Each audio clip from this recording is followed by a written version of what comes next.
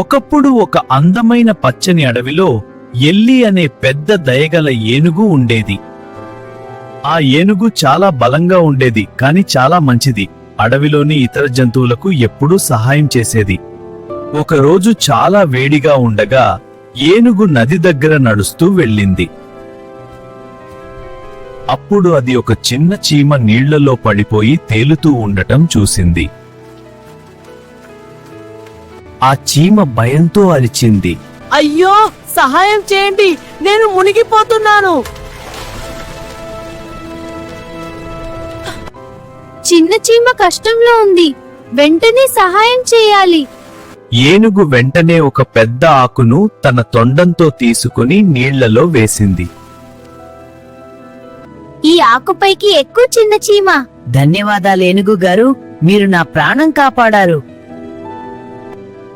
ఒకరోజు నేను కూడా మీకు సహాయం చేస్తాను.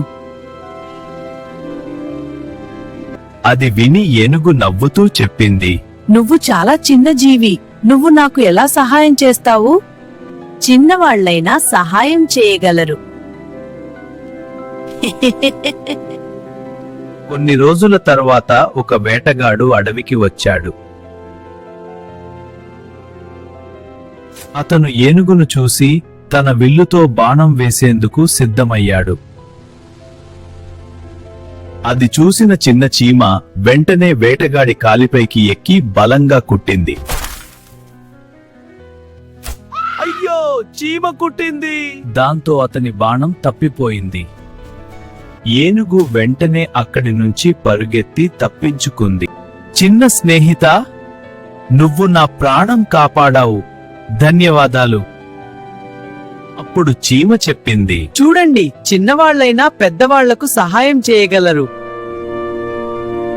చిన్నవాళ్లైనా పెద్ద సహాయం చేయగలరు.